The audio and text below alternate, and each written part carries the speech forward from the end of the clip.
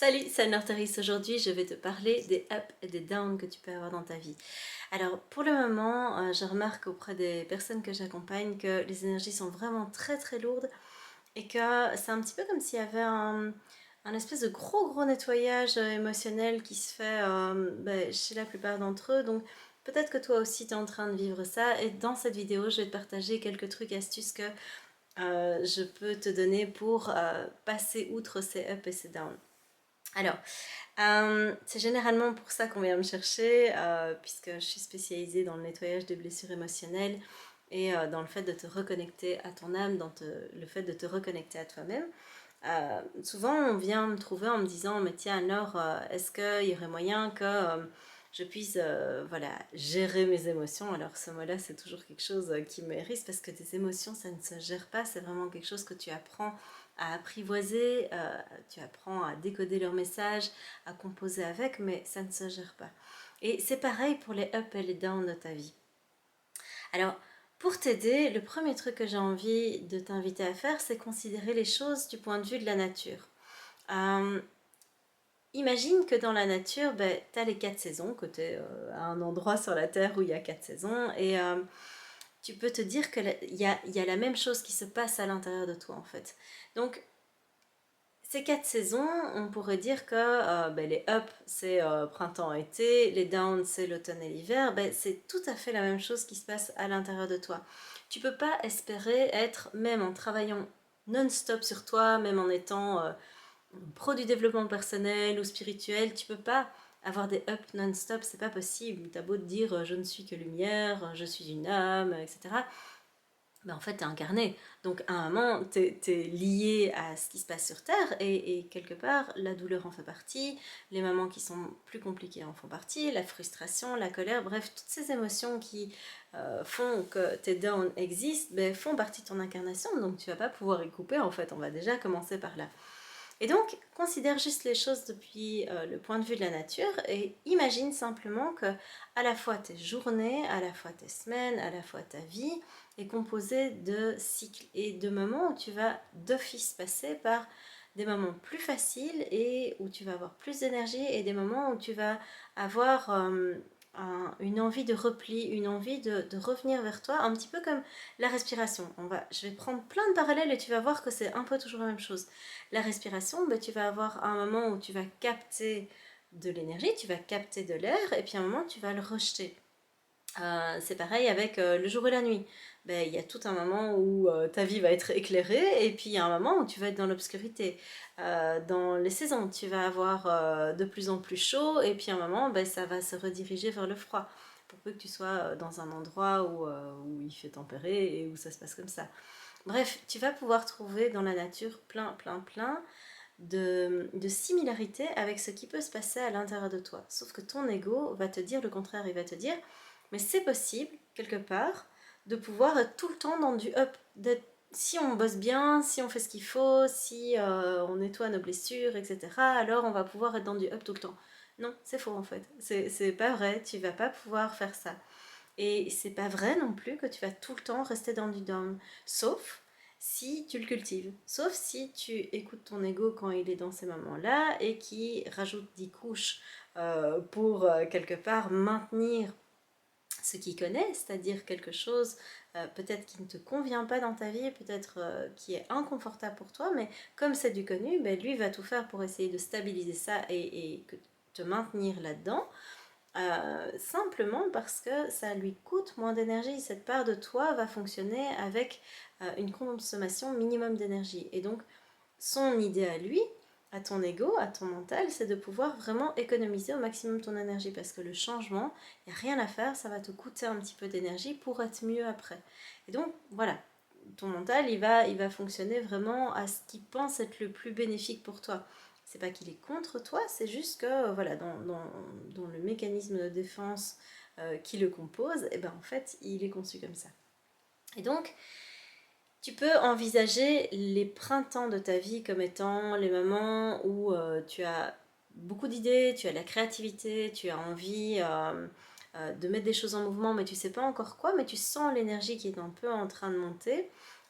comme la sève qui monte dans les arbres au printemps, et tu sens qu'il y a plein de trucs qui sont en train d'avoir envie d'émerger à l'intérieur de toi.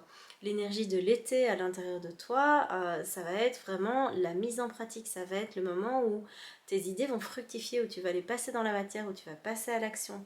Par exemple, le printemps, ça pourrait être... voilà, je décide d'acheter une maison, eh ben, je vais commencer à regarder à gauche à droite pour trouver des annonces, etc. L'été, ça va être que je commence vraiment à faire des visites, peut-être que je fais un achat.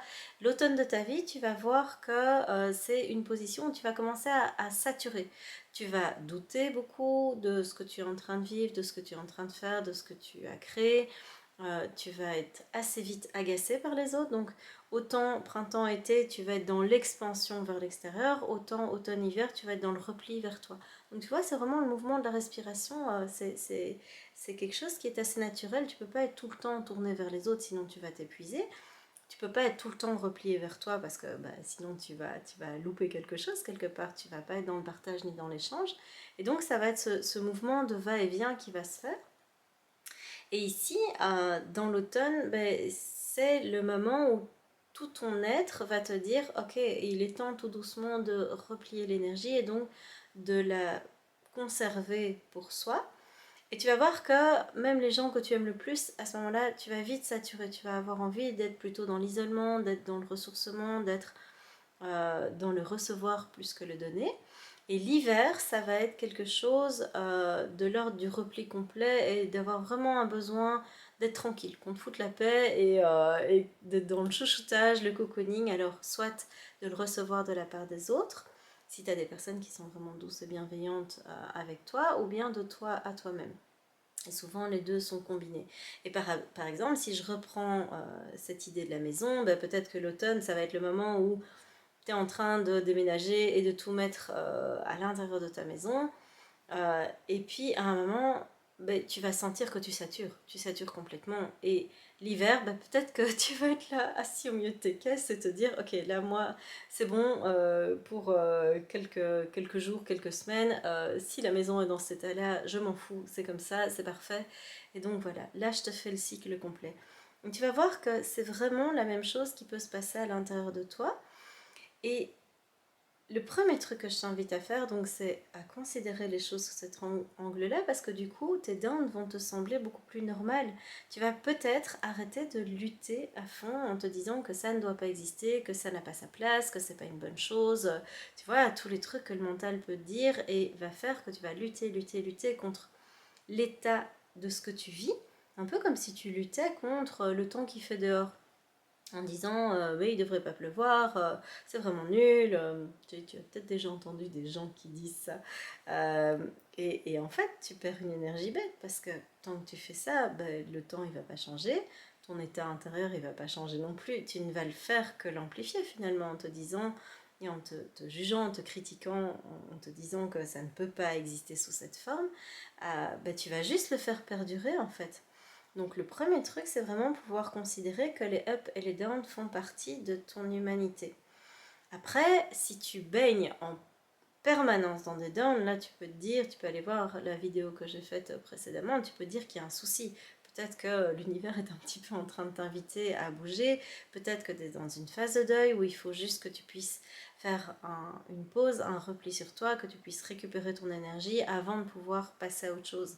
Et donc là, il n'y a rien à faire, c'est un moment de recueillement, de ressourcement, et donc c'est normal que ça perdure.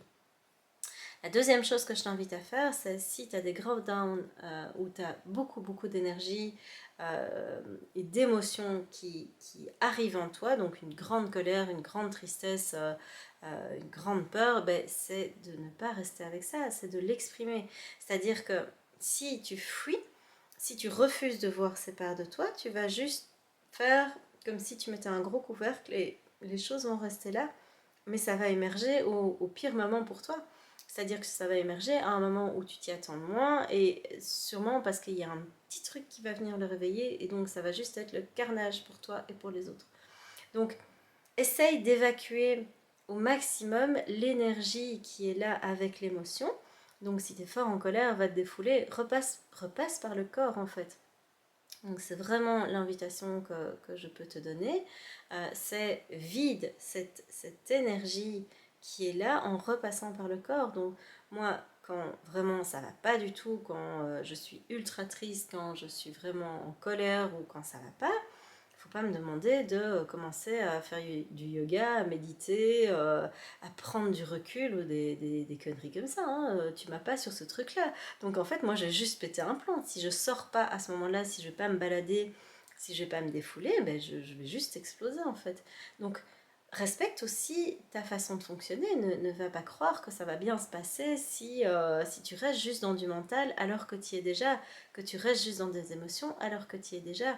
Donc le but n'est pas de fuir dans ces activités, mais le but est de faire une décharge énergétique parce que tant que tu as trop d'énergie, ça va faire que côte minute, il y a trop de pression, tu ne peux pas aller voir dans une casserole ce qui s'y passe si tu n'as pas vidé la pression avant, ça va juste exploser au visage. Ici c'est pareil, donc tu vides d'abord la pression, et puis la troisième étape c'est d'aller voir qu'est-ce qui se passe, d'aller voir les émotions qui sont là, d'aller voir qu'est-ce que ces émotions ont à te dire, quel est leur message, parce que tant que tu ne les entends pas, ben, il n'y a rien à faire, ça va crier de plus en plus fort jusqu'à ce que tu puisses l'entendre.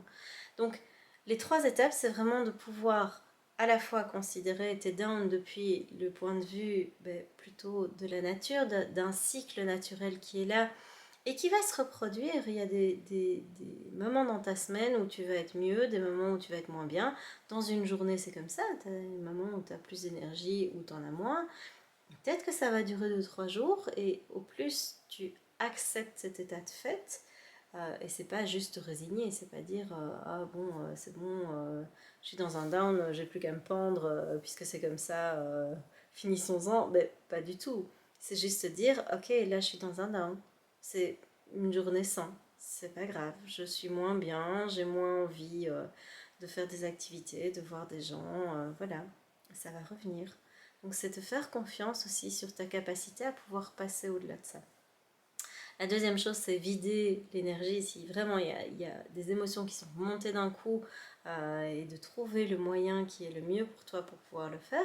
Et la troisième chose, c'est vraiment de pouvoir aller voir ces émotions et de ne pas les fuir. Au plus tu vas les prendre en compte, au mieux tu vas te sentir derrière, parce que simplement cette part de toi qui souffre aura été entendue, elle aura été vue, tu auras pu lui apporter de la douceur et de l'amour, alors que si tu la rejettes, bah quelque part tu vas juste rajouter une couche supplémentaire à ce qui est déjà difficile à vivre pour toi. Donc non seulement tu vas vivre la souffrance, mais tu vas rajouter de la critique et du jugement. Tu vas voir, ça va être merveilleux. Franchement, en rajoutant des couches sur les millefeuilles, tu vas te sentir extrêmement bien. Donc vraiment, je te déconseille de faire ça et de pouvoir plutôt considérer cette part de toi comme une part blessée qui souffre et qui a besoin d'être entendue. N'hésite pas à me dire dans les commentaires ce que tu en penses, si tu sais qu'il y a une personne qui est dans cet état-là pour le moment, peut-être que ça lui fera du bien d'entendre cette vidéo, donc partage-la. Si tu n'es pas encore abonné, abonne-toi. Tu connais la chanson, je ne vais pas répéter à chaque fois. Et si tu as besoin d'être accompagné, sache que le programme que je propose est disponible. Je te mets un lien dans la description pour que tu puisses t'inscrire pour un call si tu as besoin que je te débloque ou si tu veux simplement en parler. Et je te dis à très bientôt pour une nouvelle vidéo. Ciao!